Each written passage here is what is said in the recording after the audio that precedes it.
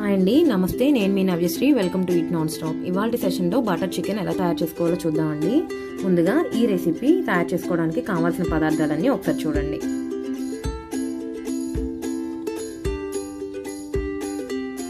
తయారు చేసుకునే విధానం: ఒక 200 గ్రామ్స్ బోన్లెస్ చికెన్ తీసుకుని బాగా కడిగి మ్యారినేట్ చేసుకోవడానికి ఇలా ఒక బౌల్లోకి తీసుకోవాలండి. అందులోకి ఒక 1/2 టేబుల్ స్పూన్ పసుపు, 1/2 table spoon salt, 1/2 table spoon కారం, 1/2 టేబుల్ స్పూన్ అల్లం వెల్లుల్లి పేస్ట్, అలానే ఒక 1/2 లెమన్ స్లైస్ తీసుకుని దాని జ్యూస్ కూడా యాడ్ చేసుకోవాలండి. ఈ ఇంగ్రీడియంట్స్ అన్నీ కూడా చికెన్లోకి బాగా కలిసేలాగా కలుపుకోవాలి.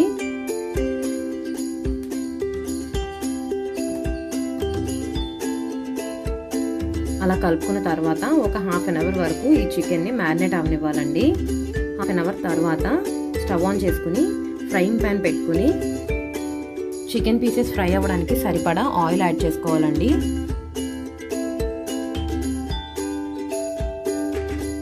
ఆయిల్ కొంచెం వేడైన తర్వాత ఈ చికెన్ పీసెస్ని ఆయిల్లోకి వేసుకుని 5 to 10 మినిట్స్ వరకు మీడియం ఫ్లేమ్లో పెట్టుకుని ఫ్రై చేసుకోవాలి. ఆల్రెడీ మనం మ్యారినేట్ చేసి పెట్టిన చికెనే కాబట్టి 10 మినిట్స్ లోపలనే కుక్ అయిపోతుందండి. ఫ్లేమ్ మాత్రం మీడియంలో పెట్టుకుని ఫ్రై చేసుకోవాలి. ఫ్రెండ్స్, ఈ వీడియో చూస్తున్న వాళ్ళు ఇంకెవరైనా మన ఛానల్ని సబ్స్క్రైబ్ చేసుకోకపోతే సబ్స్క్రైబ్ చేసుకుని కిందున్న బెల్ బటన్ని క్లిక్ చేయండి. అలా చేయడం వల్ల నేను పెట్టే ప్రతి వీడియోకి కూడా మీకు నోటిఫికేషన్ అనేది ఖచ్చితంగా వస్తుంది. అలానే మన వీడియోని మీ ఫ్రెండ్స్ అండ్ ఫ్యామిలీ మెంబర్స్కి ఖచ్చితంగా షేర్ చేయండి. చికెన్ బాగానే ఫ్రై అయిందండి. టెస్ట్ చేయడానికి ఏదైనా ఒక చికెన్ పీస్ని స్పాచులాతో కట్ చేసి చూడండి.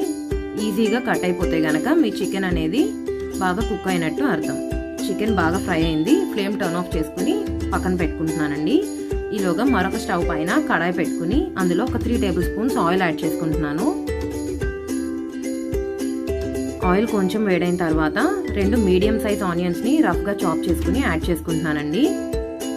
రఫ్గా చాప్ చేసుకోమని ఎందుకన్నానంటే మనం ఈ మిక్చర్ని తర్వాత మిక్సీ జార్లో వేసుకుని బాగా ఫైన్ పేస్ట్ లాగా బ్లెండ్ చేసుకుంటాం అన్నమాట. సో అంత ఫైన్గా చాప్ చేయవలసిన అవసరం లేదు. ఆనియన్స్ అనేవి ట్రాన్స్పరెంట్గా అయ్యేంత వరకు కుక్ చేసుకోవాలి. అందులోకి ఒక 3 ఎండుమిర్చి, అలానే 1/2 టేబుల్ స్పూన్ సాల్ట్, అలానే hand full of cashew nuts కూడా యాడ్ చేసుకొని బాగా ఫ్రై చేసుకోవాలి.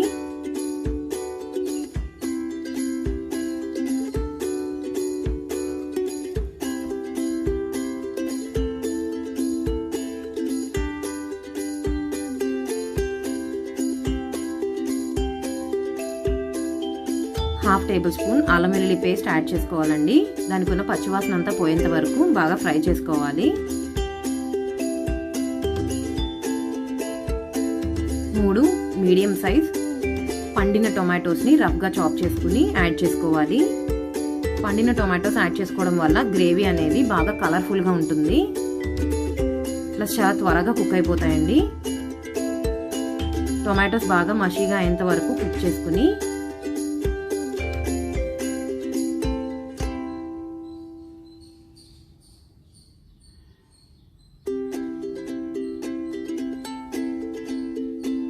అందులోకి ఒక 1/2 tablespoon sugar, 1/2 tablespoon garam masala, 1/2 tablespoon ధనియా పౌడర్, అలానే ఒక చిటికెడు టేస్టింగ్ సాల్ట్ యాడ్ చేసుకోవాలి. ఇంగ్రీడియంట్స్ అన్నీ కూడా బాగా కలిసేలాగా కలుపుకొని ఒక 5 నిమిషాల సేపు కుక్ చేసుకుని ఫ్లేమ్ టర్న్ ఆఫ్ చేసుకోవాలండి. ఈ గ్రేవీ అంతా కూడా బాగా చల్లారేంత వరకు ఆగి మిక్సీ జార్లో వేసుకుని వాటర్ పోసుకుని ఫైన్ పేస్ట్ లాగా బ్లెండ్ చేసుకోవాలండి.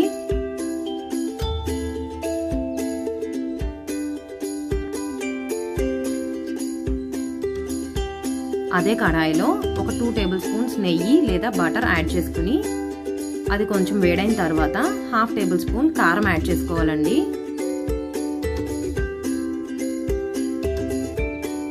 కారం కొద్దిగా ఫ్రై అవుతుండగా మనం స్మూత్గా బ్లెండ్ చేసుకున్న మిక్చర్ని ఇందులోకి యాడ్ చేసుకోవాలి.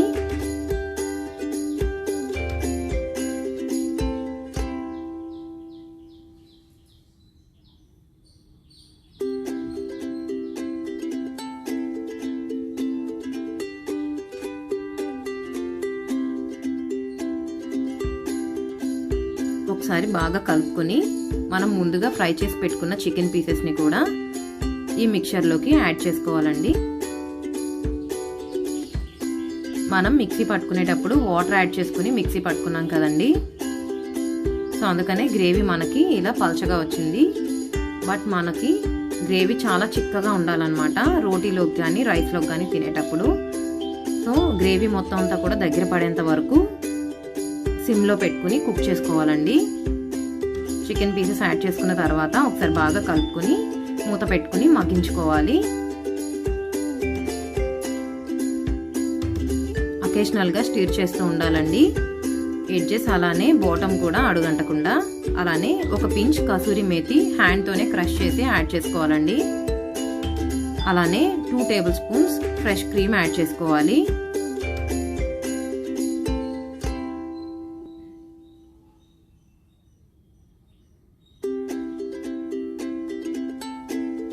ఒకసారి బాగా కలుపుకొని గ్రేవీ అంతా దగ్గర పడేంత వరకు ఉడికించుకోవాలి.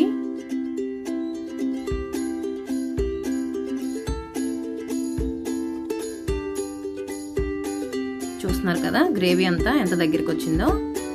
ఇప్పుడు మన రెసిపీ తయారైపోయిందండి. ఫ్లేమ్ టర్న్ ఆఫ్ చేసుకుని సర్వింగ్ బౌల్లోకి ట్రాన్స్ఫర్ చేసుకుని వేడివేడిగా సర్వ్ చేసుకుంటే చాలా చాలా టేస్టీగా ఉంటుంది. మనకి గ్రేవీ ఇంత కలర్ఫుల్గా రావడానికి కారణం టొమాటోస్ అండి. సో పండిన టొమాటోస్ కనుక మీరు యాడ్ చేసుకున్నట్లయితే గ్రేవీ చాలా చాలా కలర్ఫుల్గా ఉంటుంది. తినడానికే కాదు చూడడానికి కూడా చాలా బాగుండాలి కదండి. So finally 1 tablespoon fresh క్రీమ్తో అలానే పుదీనాతో గార్నిష్ చేసుకోవాలి.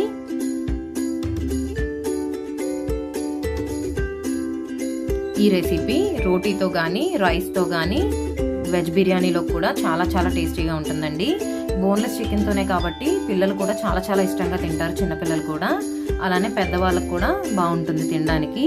చికెన్ అలానే క్యాష్యూ నట్స్ ఇవన్నీ చాలా మంచిది కదండి ప్రెసెంట్ మన ఇమ్యూనిటీ పెరగడానికి. సో మీరు కూడా ఈ రెసిపీని తప్పకుండా ట్రై చేసి మీకు ఎలా అనిపించిందో నాకు కామెంట్ సెక్షన్లో తెలియచేయండి. Thanks for watching.